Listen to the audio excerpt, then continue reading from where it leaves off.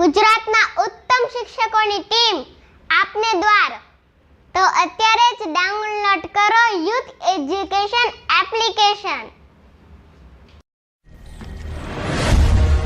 નમસ્કાર વિદ્યાર્થી મિત્રો, હું છું ડીએ પંપાણિયા અને આપ નિહાળી રહ્યા છો અમારી ચેનલ ઉપર ધોરણ 12 વિષય છે ભૂગોળ અને પ્રકરણ નંબર છે આપણું 9 કુદરતી સંસાધનો. મિત્રો, કુદરતી સંસાધનનું વર્ગીકરણ આપણે જોયું અને જળ સંસાધન અંગેની વાત થઈ. હવે જળ સંસાધન અંગેની જે સમસ્યાઓ છે અને એના ઉકેલ આપણે જાણીએ છીએ કે વિશ્વ આખાની અંદર આજે જળ અને એની સમસ્યા અને એના ઉકેલ કઈ રીતે લાવી શકાય તે અંગે તમામ વિશ્વના દેશો આજે ચિંતિત છે. તો એવા સમયે આપણે શું કરી શકાય? જળ સમસ્યા કઈ રીતે પેશીદો પ્રશ્ન આજે બની રહ્યો છે, એના ઉકેલ માટે આપણે વિદ્યાર્થી તરીકે, શિક્ષક તરીકે અને સમાજના શ્રેષ્ઠ નાગરિક તરીકે આપણી ફરજો શું છે, આપણે શું ઉકેલ કરી શકાય એ અંગેની આપણે ચર્ચા કરીએ. તો આવો જળ સંસાધન સંબંધી સમસ્યા અને તેના ઉકેલો. પહેલું આપણે જોઈએ જળ પ્રદૂષણ. આપણે જાણીએ છીએ આજે મિત્રો કે પીવાલાયક શુદ્ધ પાણી આજે વિશ્વના મોટાભાગના દેશોને મળવું મુશ્કેલ થતું જઈ રહ્યું છે દિવસે દિવસે. શું કામ? કારણ કે આપણી પાસે જે જળ છે, વિશ્વ આખાની વાત કરીએ કે 97% જળ એ મહાસાગરો અને સમુદ્રની અંદર રહેલું છે. 2% જળ છે એ બરફ સ્વરૂપે, ધ્રુવો અથવા અન્ય કોઈ સ્વરૂપે રહેલું છે અને 1% પાણી જ માત્ર આપણે પીવાલાયક છે. એટલા આજે પીવાલાયક પાણીની સમસ્યાઓ એ ઊભી થઈ છે. પણ સાથે આપણે એની અંદર ખેતી માટે જે ઉપયોગ કરી શકાય, જમીનના સિંચાઈગ્રસ્ત જે વિસ્તારો આવરી લીધા છે એ બધાની અંદર જળ સમસ્યા અને એનું પ્રદૂષણ એ ખૂબ વધ્યું છે. આજે આપણે જાણીએ છીએ કે મોટી મોટી ઇન્ડસ્ટ્રીઓ હોય, મોટા મોટા કારખાનાઓ હોય કે અન્ય કોઈ પણ જે ઘરેલું ઉપયોગ જે આપણે કરતા હોય એ બધા જળનું આપણે દિન પ્રતિદિન એ પ્રદૂષણ થઈ રહ્યું છે. અને એ પ્રદૂષણયુક્ત પાણી જ્યારે આપણે અન્ય જગ્યાએ છોડવામાં આવે છે તો ત્યારે ભૂમિની અંદર જાય છે, એવા વિસ્તારો ઉપર જાય છે કે જ્યાં એ કૃષિ માટે હાનિકારક છે, વ્યક્તિ માટે હાનિકારક છે, પશુ સંપત્તિ, પ્રાણી સંપત્તિ માટે પણ એ હાનિકારક સાબિત થઈ રહ્યું છે. તો કઈ કઈ સમસ્યાઓ છે એ અંગે આપણે વાત કરીએ. જળ પ્રદૂષણ. વધુ પાક મેળવવા માટે આપણે ખેડૂતો શું કરે છે કે જંતુનાશક દવાનો ઉપયોગ કરે છે. મિત્રો, ઘણા બધા વર્તમાન પત્રો અંદર તમે વાંચ્યું હશે કે કેટલાક વિસ્તારો, કેટલાક ગ્રામ્ય પ્રદેશો અને કેટલાક સૌરાષ્ટ્ર અને ગુજરાતની અંદર આપણે વાત કરીએ કે જે વિસ્તાર એને સરકારે બેન લગાડ્યો છે કે હવે આની અંદર કોઈ પણ પ્રકારની જમીનની અંદર તમે વાવેતર કરતા નહીં. શું કામ? કે વધારે પાક મેળવવા માટે થઈને જંતુનાશક દવાનો સતત ઉપયોગ કરતા રહ્યા છે આપણે. આજે આપણે જાણીએ છીએ કે કોઈ પણ શાકભાજી, આજે વિશ્વ આખાની અંદર કેન્સરના દર્દીઓ વધી રહ્યા છે. તેનું કારણ શું? કે શાકભાજીની અંદર આપણે જંતુનાશક દવાનો છંટકાવ કરીએ છીએ અને એ દવાઓ એ જ્યારે એ કોઈ પણ એની અંદરથી જે બીજ અથવા એ કોઈ પણ ફળ કે ફૂલ કે જે વગેરે વસ્તુ થાય છે અથવા કોઈ શાકભાજી આવે છે તો એ ખાદ્ય પદાર્થો વ્યક્તિના શરીરની અંદર જાય છે અને એ શરીરની અંદર જંતુનાશક દવાઓનો છંટકાવવાળા જે એની અંદર જે એના રસાયણો હોય આ બધા એ શરીરની અંદર જાય છે અને શરીરની અંદર જવાથી કેન્સરના દર્દીઓ દિવસે દિવસે વધતા જાય છે. એટલે વધુ પાક મેળવવા માટે જંતુનાશક દવાનો ઉપયોગ કરે છે. આનાથી જમીનની ફળદ્રુપતાની અંદર ઘટાડો થાય છે, પાક ઉત્પાદકતા વધે છે. થોડાક સમય માટે, ચાલો તમે થોડાક સમય માટે પાક ઉત્પાદકતા વધી છે, પણ નજીકના ભવિષ્યની અંદર એ જમીનની ફળદ્રુપતા છે ઘટી જવાની છે. બરોબર?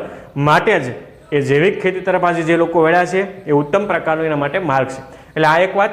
બીજું, આપણી કેટલીક ધાર્મિક માન્યતાઓ છે મિત્રો કે ધાર્મિક માન્યતાને આધારે આપણે કેટલાક વ્યક્તિઓના છપ, જે આપણી પવિત્ર ગંગા નદી કહેવામાં આવી છે, પણ ગંગા નદીની અંદર ભારતના કેટલો બધો વિસ્તાર એવો છે કે જે સતત અતિ પ્રદૂષણવાળો વિસ્તાર છે અને પીવાલાયક તો ઠીક, એ પાણીનો વપરાશની અંદર પણ ઉપયોગ કરી શકાતો નથી. આજે એવું પાણી થઈ ગયું છે. શું કામ? આપણી ધાર્મિક માન્યતાને કારણે.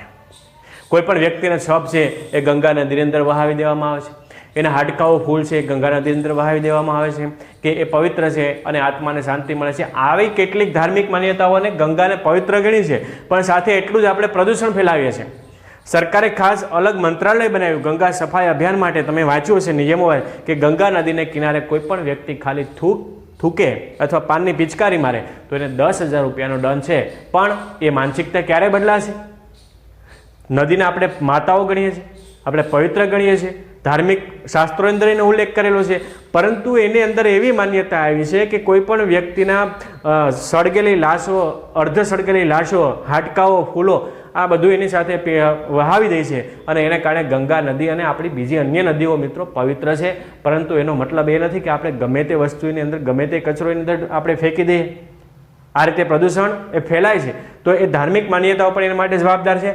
બીજી વાત કરી કે ક્ષારયુક્ત વાળું પાણી, કાનપુર ઉત્તર પ્રદેશની અંદર આવેલું કાનપુર રોજનું 9 લાખ લીટર દૂષિત પાણી ગંગા નદીની અંદર છોડવામાં આવે છે. અને એ કાનપુર એટલે ચર્મ ઉદ્યોગ માટે જાણીતું મોટું સેન્ટર. ત્યાં સૌથી વધારે એ ચર્મ ઉદ્યોગ આવેલા છે. અને એ પશુઓના ચામડા અને માંસ ને કલરવાળું પાણી, લોહીવાળું પાણી 9 લાખ લીટર દૂષિત થયેલું પાણી ગંગા નદીની અંદર છોડવામાં આવે. હવે ગંગા નદીની પરિસ્થિતિ શું થાય મિત્રો? અને આપણે છતાં બધા એને લોકો પવિત્ર ગણીએ છીએ. આપણા યાત્રાળુઓ જાય છે ત્યાંથી ગંગા જળના આખા કેન ભરીને લઈ આવે અને આખા ગામને શરણામત આપે છે. આ પવિત્રતા છે? નહીં. એ ધાર્મિકતા છે? નહીં.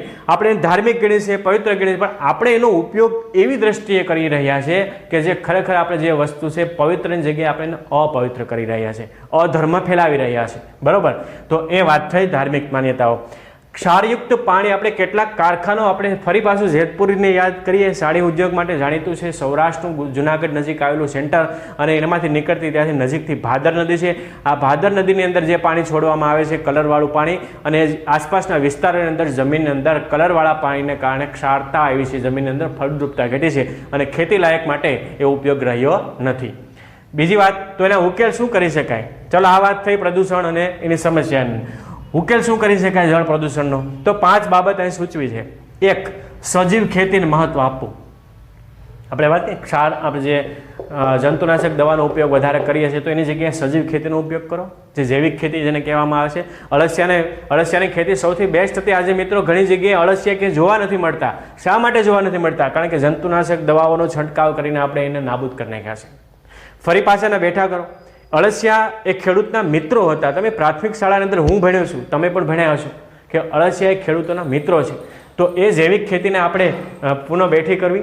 બીજી વાત છે, નદીઓને માતાનો દરજ્જો આપ્યો છે. અહીં વાત કરી ધાર્મિક, નદીઓને માતાનો દરજ્જો આપ્યો છે. તો માતાના દરજ્જાથી લોકોને ખ્યાલ એ દ્રઢીભૂત કરવો જોઈએ કે નદી આપણી માતા છે અને આપણી માતા સાથે આ રીતનો આપણે દુર્વ્યવહાર કરી શકીએ છીએ. એ નદીઓની અંદર આવે આ રીતે કચરો ફેંકવાનો, આ રીતે કોઈ પાણીની પિચકારી નાખે કે કોઈ મૃત શરીરના હાડકાઓ આ રીતે અડધા છબ એ અડધી હાલતની અંદર પડેલા એવા કોઈ વ્યક્તિ જ્યારે નદીની અંદર છોડે તો નદીને આપણે માતાનો દરજ્જો આપ્યો છે. માતાનો દરજ્જો આપણે લોકોને યાદ કરાવવો પડે. ત્રીજી બાબત, શહેરનું ગંદુ પાણી નદીમાં છોડતા પહેલાં એને યોગ્ય ટ્રીટમેન્ટ કરવી જોઈએ અને એ યોગ્ય ટ્રીટમેન્ટને આધારે ફિલ્ટરાઇઝ કરવું પડે અને ફિલ્ટર થયા પછી જ એને નદીમાં જો છોડવામાં આવે તો એ એનો ઉકેલ છે, પ્રદૂષણ અટકાવી શકાય છે.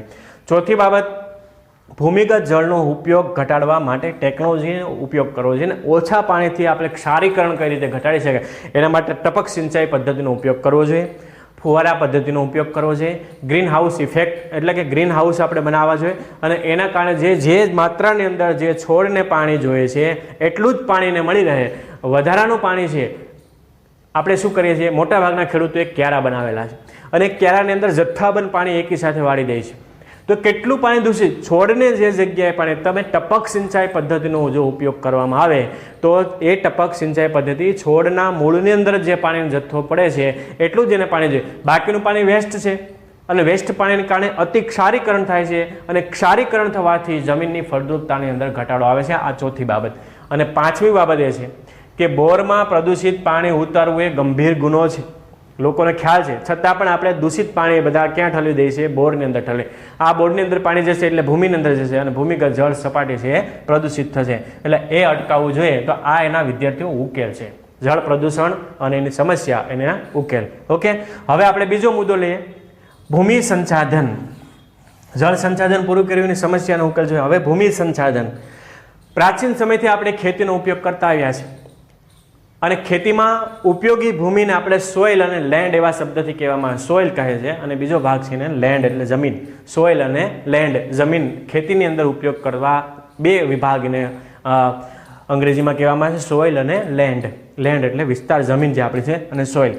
હવે પ્રાચીન સમયથી આપણે આજથી 12,000 વર્ષ પહેલાં ખેતીની શરૂઆત થઈ. મેં અગાઉના ચેપ્ટરની અંદર વાત કરી અને અગાઉના પીરિયડની અંદર વાત કરી કે જ્યારે કોઈ એક ઠળિયો છે ફેંકી દે છે અને ઠળિયાને ફરી પાછા ઉગતા જોવે છે અને એ રીતે ખેતીનો ખ્યાલ આવ્યો છે. તો ભૂમિ સંસાધનનો આપણે કઈ રીતે ઉપયોગ થાય કે જે પડતર જમીન છે, ખરાબાની જમીન છે, એને કેળવીને જે લોકો નવી ખેતી માટે ઉપયોગ કરવામાં આવે છે. ઘણી જગ્યાએ જે જમીન છે પ્રાચીન સમયની અંદર અસ્થાયી જમીન લોકો અસ્થાયી ખેતી કરતા હતા. અસ્થાયી ખેતી એટલે શું કે કોઈ એક જગ્યાએ કોઈ એક ખેતર હોય ત્યાં બે ચાર વર્ષ સુધી એ જેના વૃક્ષો કે ઝાડી કે વગેરે કાપી અને ત્યાં એક ખેતી કરવામાં આવે છે. ફરી પાછા 2-3 વર્ષ પૂરા થાય એટલે ત્યાંથી એ છોડી એ ખેતર છોડી અને બીજી જગ્યાએ જતા.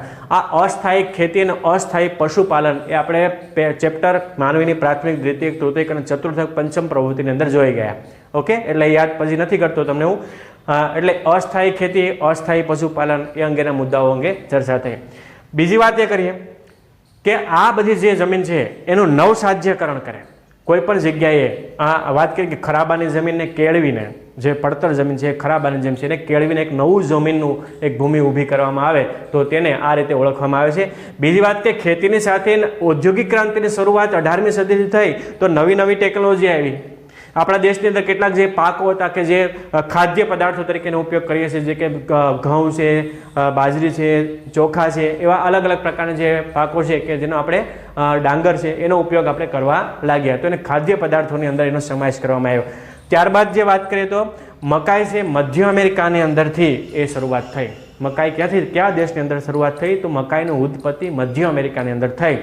બટેકાની શરૂઆત ક્યાં થઈ તો બટેકાની શરૂઆત એન્ડીઝ નામના જે પર્વતમાળા છે, એન્ડીઝ અને રોકીઝ, એન્ડીઝની પર્વતમાળાની અંદર બટેકાની શરૂઆત થઈ. અને અંગ્રેજો અથવા પોર્ટુગલો તમાકુનો પાક ભારતની અંદર કોણ લઈ આવ્યા છે? પોર્ટુગીઝો એ તમાકુનો પાક લઈ આવ્યા છે. તમાકુને મિત્રો ગધેડાને ખવડાવો તો ગધેડા નથી ખાતા, વ્યક્તિ ખાય છે. બરાબર, કોણ લઈ આવ્યા આપણા દેશની અંદર? આ તમાકુ હતી જ નહીં. આજે ચરોતર ગુજરાતની અંદર વાત કરીએ, ચરોતર પ્રદેશ છે, ખેડા છે, ત્યારબાદ આણંદ છે, વિદ્યાનગર છે, આ બધા વિસ્તારની અંદર સૌથી સારો પાક તમાકુનો થાય છે. પરંતુ એનો ઉપયોગ તમાકુમાં નિકોટિન નામનું જે તત્વ આવે છે અને એ શરીર માટે ખૂબ હાનિકારક છે, છતાં હોશે હોશે બધા લોકો લે છે. ઘણા બધા વિદ્યાર્થી તમે પણ લેતા હશો.